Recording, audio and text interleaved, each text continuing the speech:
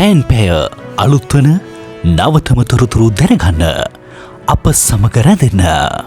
පවතින උණුසුම් කාලගුණික තත්ත්වය එළවෙන මැයි මාසය දක්වා පවතිනු ඇතැයි අපේක්ෂා කරන බව කාලගුණික විද්‍යා දෙපාර්තමේන්තුව පවසයි. එම දෙපාර්තමේන්තුවේ අතිරේක කාලගුණික විද්‍යා අධ්‍යක්ෂ ජෙනරාල් අජිත් විජේමාන්න මහතා පැවසුවේ නිරිත දිග මෝසම මැයි මාසයේ අග ක්‍රියාත්මක වීමට නියමිත බැවින් එම කාලය තුල පවතින උණුසුම් කාලගුණිය තරමක් පහව යනු ඇතැයි අපේක්ෂා කරන බවයි. පවතින තත්ත්වය තුළ අප්‍රේල් සහ මැයි මාසය දක්වා උණුසුම් කාලගුණික තත්ත්වයක් දකින්නට ලැබෙන බවත් පැවසූ ඒ මහතා පැවසුවේ අප්‍රේල් මාසයේදී දැඩි උෂ්ණත්වයක් දිවයිනේ බොහෝ ප්‍රදේශවලට බලපානු ඇති බවයි. මේ වන විට ආරම්භ වී ඇතේ පළමු අන්තර් මෝසම් කාලගුණික තත්ත්වයේ බව පෙන්වා දුන් ඒ මහතා මේ වන විට නිශ්චිත දිශාවකින් සුළං හැමීමක් නොමැති බව සුළඟේ වේගයද ඉතාමත් අඩු බවද සඳහන් කළා.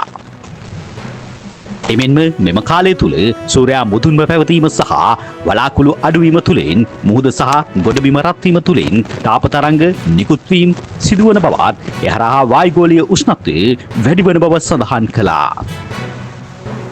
තවද උණුසුම් කාලගුණය දවසේ උදෑසන 11 සිට සවස 4 දක්වා වූ කාලය තුල තදින්ම ඇතිවන බවත් පැවසූ ඒ මහතා එම කාලය තුල එළිමහන් ක්‍රියාකාරකම් හැකිතාක් අවම කිරීමත් නිරන්තරයෙන් ජලය පානය කිරීමත් වැදගත් බව වැඩිදුරටත් සඳහන් කළා.